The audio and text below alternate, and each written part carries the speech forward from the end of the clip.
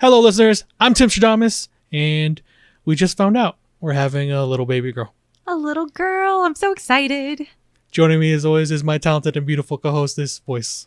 Good morning, Timstradamus, and welcome to all of our listeners. I think I have a fun joke for you. What's Thanos' favorite app on his phone? The Snap Tuya? You are very close, actually. What? It's Snapchat. Yes! By default, I win one. I was so shocked because you said the Snap, and I was like, oh, and then you said Tuya, and I was like, you were close. But no, I'll count it. You got the Snap right. It evades me, but I'll get one. So, Damas, give us a synopsis on what we do on this channel. Voyse gives us stories. We talk about them. Hopefully it doesn't anger you guys. And if it does, We look forward to hearing those opinions too. we do. It's actually really exciting to see how debated our comments sometimes gets. Oh yeah. But always remember to treat each other respectfully. And I think that's what I can appreciate the most about our community is you guys, even though we might not agree on everything or most things, at least you guys have been able to talk about it respectfully. I agree. Well, let's go ahead and continue our little trend of Hydration Wednesday. We have to stay hydrated. It's too hot. Relations. And while everybody goes ahead and enjoys some sip of water, just remember, if you want to follow along with the stories, all links are in the descriptions below. For our first story, am I the a-hole for asking my sister if I can have my bridal shower at her house? I, 29 female, am getting married to my fiance, 29 male, in a few months. We've spent a lot of money booking our venue, so naturally we're trying to save as much as we can with the extra parties that come with the wedding. My sister, 23 female, and her girlfriend, 25 female, recently bought a beautiful home with a big backyard. My fiance and I were over at my sister's house, and I brought up the idea of having my bridal shower there. She made an ugly face and asked why I would want to do that. I explained that it would be cheaper and easier to get everyone together. My sister didn't even try to hear me out before saying that she didn't want strangers in her home. I asked who the strangers would be, and she said she doesn't know my friends, she doesn't know my fiance's family well, and she doesn't want our family to know where she lives. I tried to be understanding because I know my sister and our family don't have the best relationship, but they're not completely no contact, so I didn't think it would be a big deal. I told my sister that I feel like she's trying to make my wedding all about her, and I wouldn't do this to her if she ever gets married.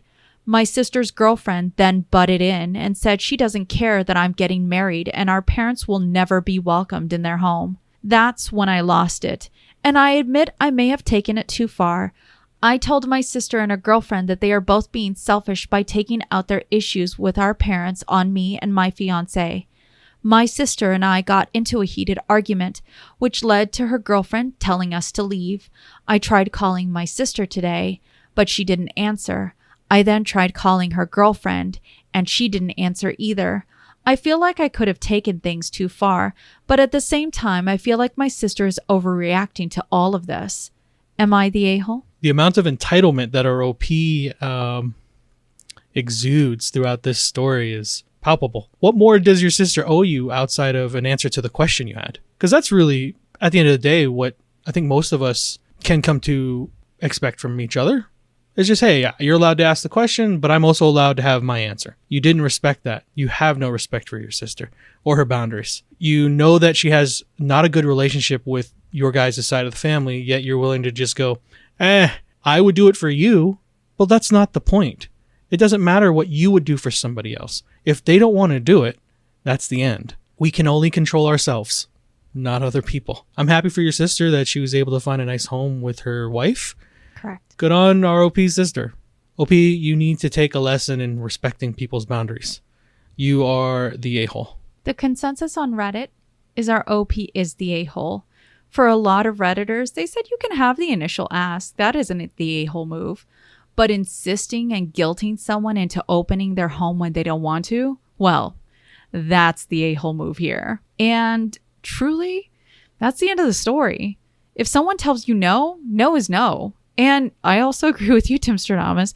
It's nice that our OP would want to do that, but that's their choice. Other people don't need to act in line with how you want to give and act. I think if a lot of people started viewing life like that, it'd be a little easier on most.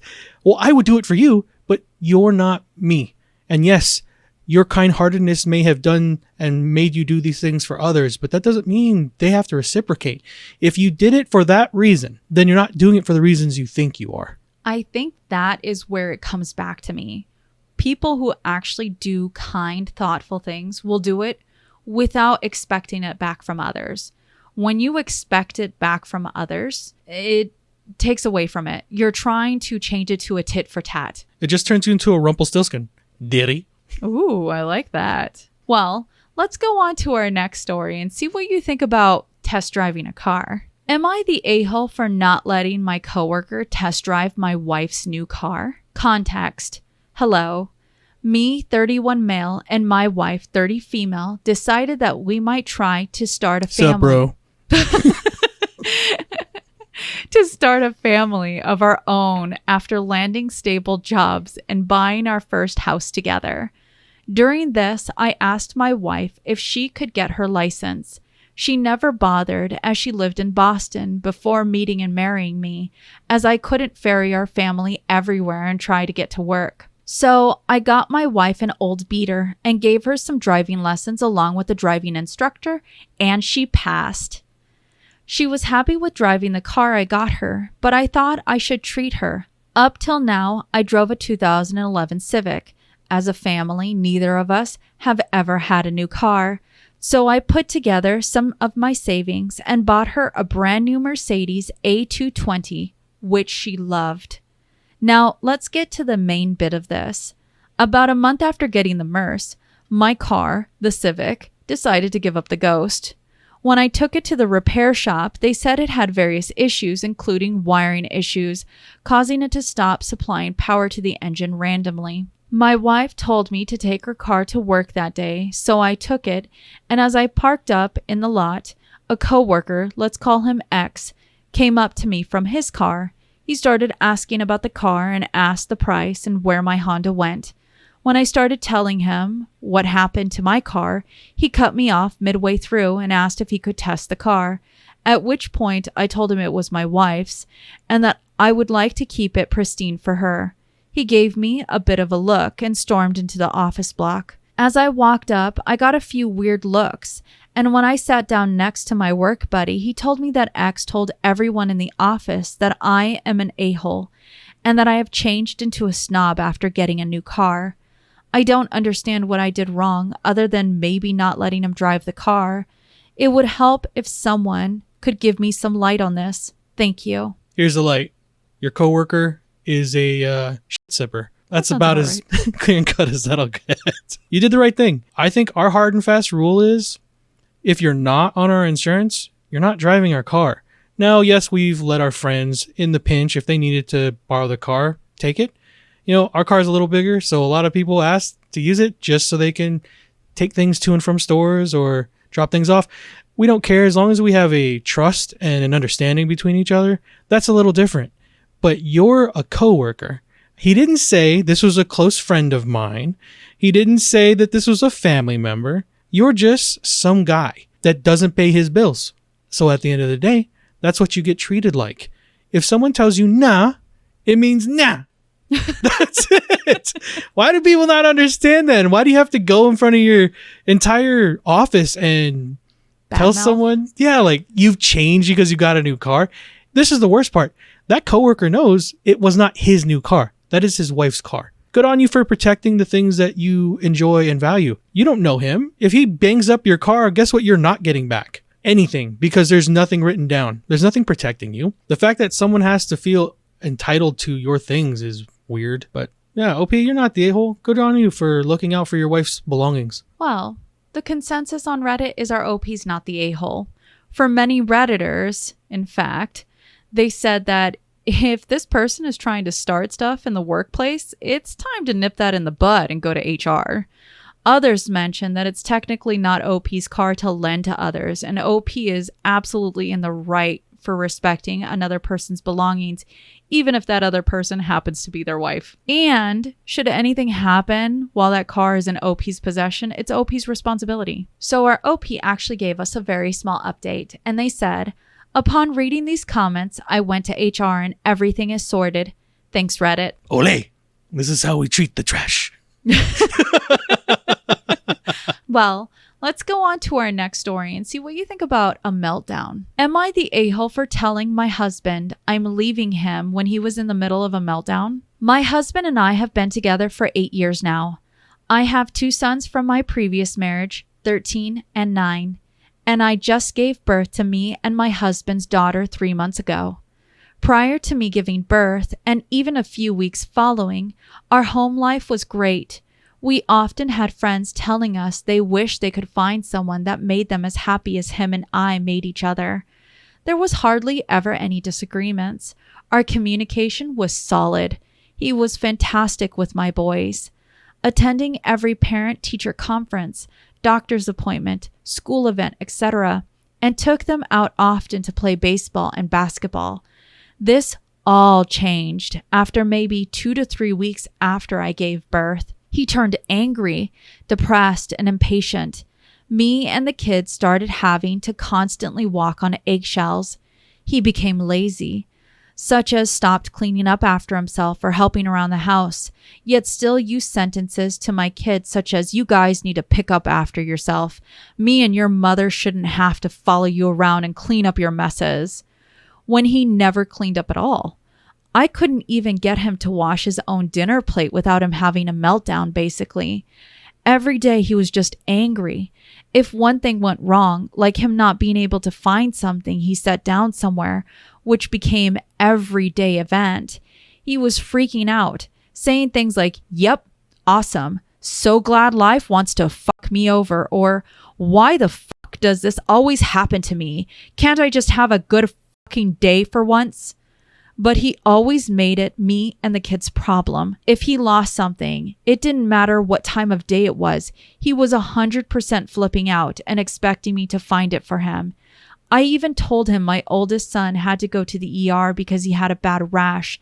And he goes, "Have your mom take him," because he was using my vehicle. Or the other day, my mood had been sour due to his early morning freakout, and it put me on a rough route.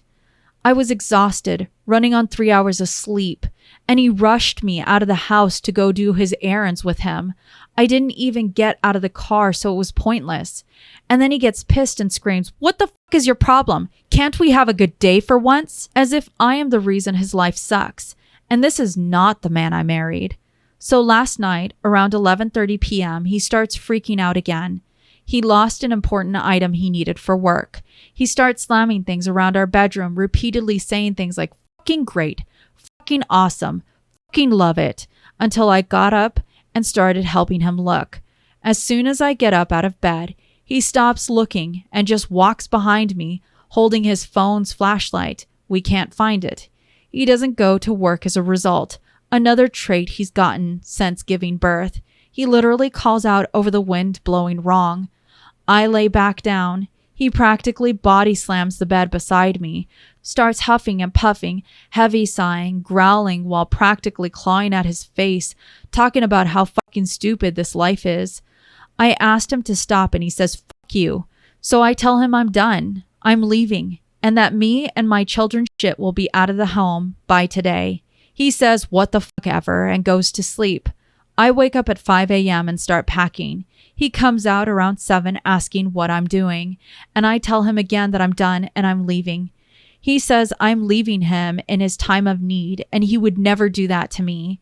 But he kind of did, because I was diagnosed with postpartum depression not even 4 days after giving birth, and he completely overrode it and made it about him and how much his life sucks.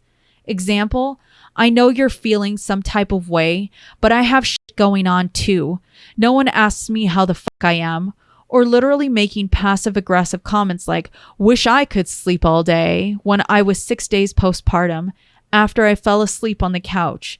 He does no nighttime duty. As I said, He says I'm leaving him in his time of need and that I should have urged him to get therapy instead of walking away, but his anger has made me hate him. I don't even want to be near him. Edited to add, I'm just going to reiterate what I've said to some commenters. I have tried talking to him about this. It's an immediate blame shift the second that I bring up anything that is bothering him. He says I'm attacking him.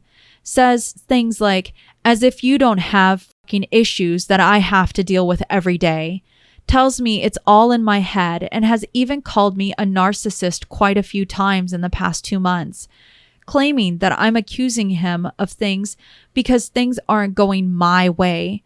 Often says he does everything and that me and my kids, don't respect him. So I have tried talking to him. He's completely defensive and refuses to actually speak on issues outside of one single time when he was drinking and admitted that he's been an a-hole and that we don't deserve to be treated this way. Am I the a-hole? What a fairly serious story we have. I want to make sure I understand something. This relationship has been going for 8 years, and the mother just gave birth not 3 months prior. Correct. She says up to this point in 8 years that this man has been perfect, not just to her, but to other couples looking in. In 3 months, we went from an 8-year marriage, from love to hate, to where she's now moving out of the home. Now, she does tell us that she has been diagnosed with postpartum. I am so sorry to hear about that. Hopefully you're getting the help you need to work through this time in your life. What's happened in the last 3 months that has triggered this cascading effect upon your husband that turned him from a very loving and outgoing person? You said he cherished your children. He loved you. And then to all of a sudden have it turn around. I understand that it might be easy to dump on him for everything. Yelling, smashing things, having your wife look for things when you should be more than capable of doing that. All the passive aggressiveness, all those things are terrible. And yes, no one deserves them. But what's happened in his life? I want to know what's severely changed someone's personality that much. Now, is there any merit to what he says about how she should have fought for them to go to therapy? No one owes you that back and forth, especially when you recognize it within yourself. He got caught the second he said, when he's drinking, I know I'm putting you guys through hell. You should have been seeking the help yourself. It sounds like things are getting more dangerous as the days have gone on. He's calling out of work. I wonder if he's also suffering from depression, and it's hit him all sorts of ways. It also sounds like he may need someone to listen. If she's got depression and you've got depression, you need help. I don't know if the marriage is worth saving to you, but if 8 years and that good of a relationship was being had, I would say before, now I'm not advocating for staying in the home, but what I am saying is get some distance, move the kids out, maybe do seek some form of individual and family counseling, because I'm certain what the kids have gone through for the last 3 months has not been great. So there's a lot to heal from, but if the relationship is worth saving, I think I would start there. This is a tough one because I can see where your husband is mentally crying out for help and you're not in a space, OP, to help him because you also need the help. He's not right for how he's conducted himself. It's just as partners, we do have to be aware of when our partners are going through things. And we do need to try to be a support. And I'm not saying, deal with what he's been giving you, because what's been happening has been reprehensible. Even us coming up on our next journey with our daughter being born soon, I have to be fully aware of those changes within Voyse. We've talked about those things. We're very aware of them. And I'm also very fully aware of any changes that could happen either to me or even to you as my partner. I understand everyone's different, but if it is important to you, get space, try counseling. If 8 years was amazing, but the last 3 has been tough, there's a reason for it. Everyone has down days. Just depends on the degrees, but we are ramping up to something if we just stay still. That's the one thing you can't do. I fully agree with you getting space from your husband right now, because it sounds like both of you need it from each other. Hopefully you guys can both get the help. I think she's only asking if she's the a-hole for leaving. I don't believe anyone owes anyone a relationship. If you think that the best course for you and your children right now is to gain space from your husband, then that's what it is. I don't believe you're the a-hole, OP. I just hope you guys both get the help you need. So the consensus on Reddit is our OP's not the a-hole. For many Redditors, it came down to you can't help someone who doesn't want to help themselves, especially if they realize that they need help but refuse to seek it. Now, Other Redditors also brought forward that it could be parental postpartum, because that is very much a real thing. Yes. Or even a brain tumor, because if these changes were so radical, you don't know what could be happening to them inside their literal brain. And it has been actually scientifically followed that when someone's had a brain tumor and it pushes certain neural connections in your brain, it changes who you are, and you become a very angry person and very radical in your behavior. That's why I was so caught off by 3 months out of 8 years. If it's so fantastic and there's such a shift, there's a reason it's happening. Now, the one thing that I will say on my behalf here is OP and the children should not feel like punching bags. They should never feel okay with walking on eggshells or being afraid of how someone's supposed to react. Our OP needing to leave and making sure that the kids are safely with her, I think is a good call. Regardless of whether they were or were not in the middle of a meltdown. Do I think that the husband has something going on? Oh, hell yeah, I do. I think that they definitely need help. Our OP should hands down reach out to family and friends that could potentially advocate for them getting either him medically looked at or therapeutically looked at to see that either help him work past these behaviors or see if there's something medically wrong with him, such as having a brain tumor or something going on that you can't see. That's the one thing about when postpartum or any type of mental illness hits, sometimes it comes out of the blue. Yes. And the only signs, unfortunately, tend to be very negative signs to let you know that someone's going through something that's extremely drastic. And sometimes it cannot be just one person to shoulder this. It's why you have family and friends and you reach out to them to ask them for help. Based on how I was reading from our OP, this might be difficult for her husband because it sounds like he was a person that held up a lot. They were active. They went to doctor's appointments. They went to school events. They spent time with the children. There's a lot that was being held up by the husband. And for whatever reason, something has cracked along the way. Weight can do that to people when you're having to shoulder the burden of however many responsibilities that you do have. Either, it doesn't matter what partner you are. When there is too much, you can have a break point. I personally don't fault and applaud our OP for making sure that her and the kids were safely out of the house. Yes. I do not fault our OP for doing that at all. I just hope that the next steps is making sure that not only does our OP get the help that they need because they're aware that they have postpartum, but to get help for their kids because this is something that they are going through their formative years, is 13 and 9. Yeah. And then additionally, reaching out to family and friends, especially family from our OP's husband side, to help when it comes to this situation. This isn't just a clear-cut, one person's a bad person here. And it's not just one side that needs help, it's everyone, children and both parents. No, I would have a different opinion of him if this is something that he has exhibited throughout their entire relationship. But if we're talking about the last 3 months, I hope someone's in his corner and he's able to get the help he needs to. Regardless of that relationship being able to be salvaged or not, I don't really care about that. It's more, I hope that both of these people in the story get the help they need along with their children. I hope so too. Well, let's go on to our almost last story. And let's go ahead and bring this a little bit more lighthearted as we end the day. For our next story, today I fucked up by falling asleep in the bath. So I, 17 female, just became the biggest dumbass within a 1 mile radius. To set the story, I, like most other teenagers, am incredibly sleep deprived. Usually, my weekly naps make up for my lost sleep, but occasionally my habits bite me in the ass. Exhibit 1. I fell asleep during a pre-calculus test, and then not only did I drool all over my test, upon waking up I fell out of my chair as my teacher startled me awake. It was absolutely mortifying to say the least. Exhibit 2. I fell asleep at my great-grandmother's funeral. I was the last one sitting in the pews, snoring in front of my Grammy.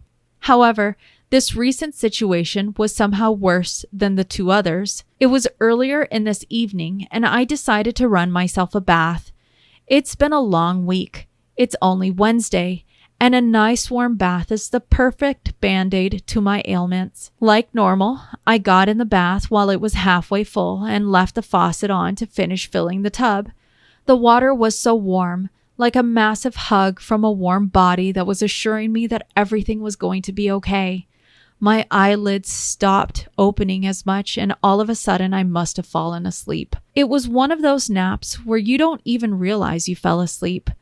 What felt like only a few minutes later, my eyes popped open, and I realized that I had fucked up big time. The damn water was still running, and my bathroom looked more like a swamp. My bath mats were soaked, and my trash can was on its side? Wait a minute. The water was only an inch or so deep. Why was my bathroom looking like a tornado had hit? That's when I heard it, the faint but clearly pissed off meow from my cat. I had let him into the bathroom while I was going to bathe because he likes how warm and steamy it gets. I looked up, and his whole bottom half was wet, and he was staring claws at me.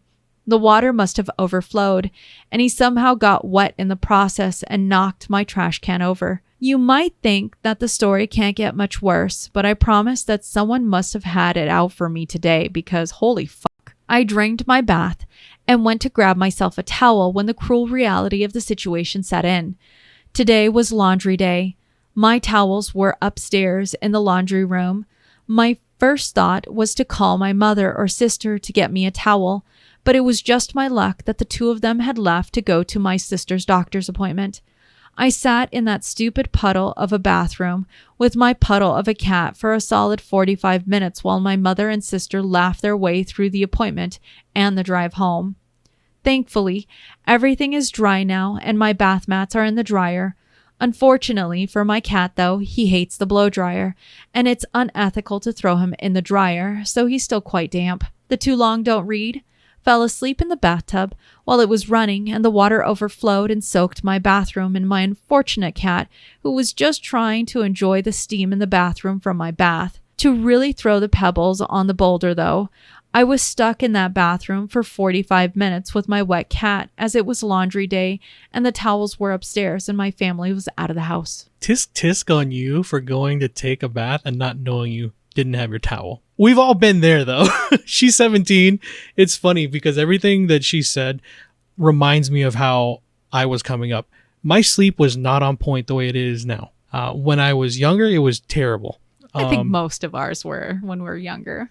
I have the same type of stories. I fell asleep during a test in college. I'm fairly certain that it was an English test, and I remember the room.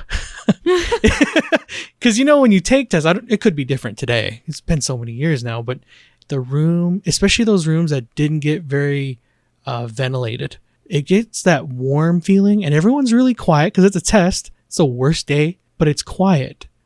And it starts feeling like that warm temperature where it might almost be enough to be uncomfortable, but it settles in that spot where you're like, if you close your eyes just for a second, yeah, and that happened to me during a test. I remember it. And it's the only time it ever did, and it scared me because when I woke up, there was drool all over the test.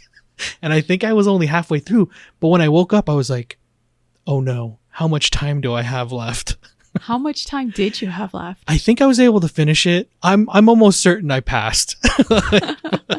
And then she fell asleep at a funeral. Now, I have not done that, but I fell asleep at church when I was younger. I hit the back of my head on a pew. I think my grandmother was also right behind me when that happened.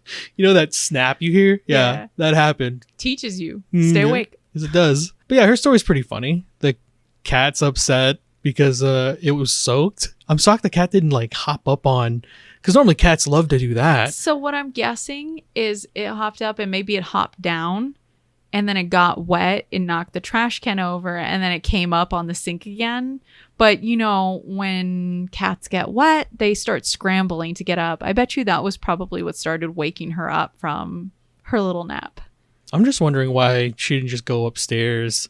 I wouldn't have sat around for 40 minutes. You know, other Redditors say, why didn't you just dog shake it off and run upstairs? If you're the only one home, our OP said, you know, they just didn't think of it at the time. They just decided to sit there and wait for them. It didn't cross their mind. Okay. I guess it's whatever you want to put up with. But everybody's a little different. And because this is a little bit of a different story, let me actually provide you with another post, but from the view of the father for the same incident. I thought you were going to say from the view of the cat. I knocked it down because she deserved meow, it. Meow, meow, meow, meow, meow, meow, meow, meow, meow. The highest upvoted thing ever. Well, for our last story, today I fucked up by forgetting to call my family. So I, 50 mil, was on a business trip out of the country while my beautiful wife and 2 gorgeous daughters were at our home back in the States. Usually, while I am away from my family, I make an effort to call them and check up on them, especially if I have been away for a while. This trip was no different until my last 2 days of my trip when I was extremely busy and exhausted from work.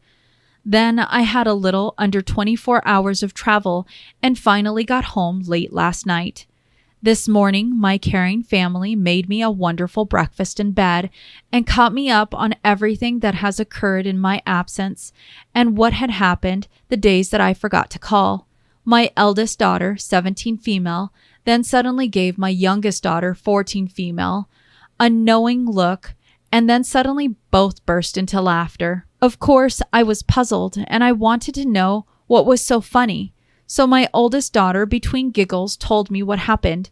She foolishly fell asleep in the bathtub while the faucet was still running. Upon her waking, she found there to be an inch of water on the floor and her poor cat in a puddle, as she called him. Instead of going to dry off and clean up, however, she sat in the bath waiting for my wife and youngest daughter to arrive home from a doctor's appointment because my eldest daughter had no immediate access to a towel. It was laundry day and all the towels were upstairs. She told me how she sat in the bathroom with a pissed off cat for 45 minutes while she was waiting for everyone else to get home. At first, I laughed along with them as it was a funny story, but then the reality set in. Our house is a little over 100 years old, and all of our floors are wood, including the bathrooms. After further questioning, it turns out that they only soaked up the floor with towels and called it a day. Needless to say, this morning was chaotic as I ran around our city to find a dehumidifier to try and save the bathroom from rotting. God knows how much damage she did or how much worse it is now that we are only really treating it 2 days later. If I had called them, like usual, my eldest daughter would have certainly told me the story and I could have instructed them on how to properly deal with the situation. Instead, now we are having to deal with the potential serious issues regarding the structure of our house and rotting of wood. The too long don't read? I forgot to call my family while on a business trip and was only later informed that my eldest daughter fell asleep in the bath and flooded her bathroom and did not properly clean it up. Since I didn't call, I only heard about it 2 days later and only then instructed her to properly clean it. Now I am having to deal with the potential of thousands of dollars in damages. It do be like that sometimes. The thing is, in the future, this is going to be a really funny story to tell. Yeah, thousands of dollars in. Get a little laugh out of it, I guess. Obviously, it sounds like the mother and the daughters didn't know about what damages come from 100+ year house having wooden floors and you needing to make sure that the wood gets dry, not just the floor itself. I've actually seen what happens when wood starts rotting in a bathroom. The one thing that I can say is when you have the shower curtains, you know, there's always supposed to be where one of the, because you have like sometimes you have the fabric nice curtain on the outside and then you have the plastic that's on the inside. Keep the water in. As a child, I used to push that on the outside because I used to hate it when it would touch my skin. Later on, as I got older, of course, I would clean up the floor when it was wet. But later on, as I got older, I visited a friend's house and their kids would do the same thing that I did when I was younger, except they never cleaned up the water from the floor. And it was the first time that I've ever seen in someone's house where the floor, because underneath the linoleum generally is wood, and that seeps between if you don't have the caulking just right between the bathtub and the linoleum, the water seeps in there and it starts rotting the wood. And there was a hole in their bathroom. It was crazy. All it taught me was this is why I used to get scolded to make sure that that tarp stayed on the inside. Yeah, it bothers you when it touches your skin, but I would always be told you're going to ruin the floors and then you're going to have a hole in your floor. And it never actually clicked that was a real thing. I thought that was just something that adults told me to scare me into doing it until I was an adult and saw this hole in the bathroom. Mind you, this was a life choice, and how everybody lives is how they live. But to actually see it in person, where there's a hole in your bathroom floor right between the tub and where you're supposed to step in, was the wildest thing my mind has ever seen. I would just hope that's not a choice and that was just something they had to live with because they couldn't pay for it. I don't know if you choose to live with a hole in your bathroom floor. I don't know. I never questioned it, honestly. I was just a teenager at the time, and I felt like it wasn't my place to really ask that kind of stuff. Oh, I would have 100% asked. Like, there's a hole in your floor. You guys understand? Can you just imagine a little raccoon being like, what's going on, guys? Yeah, no. That's really interesting. I guess everyone gets to, you're right, choose how they live. Either way, I thought the story was really cute and funny. Thought it'd be interesting to end the day off.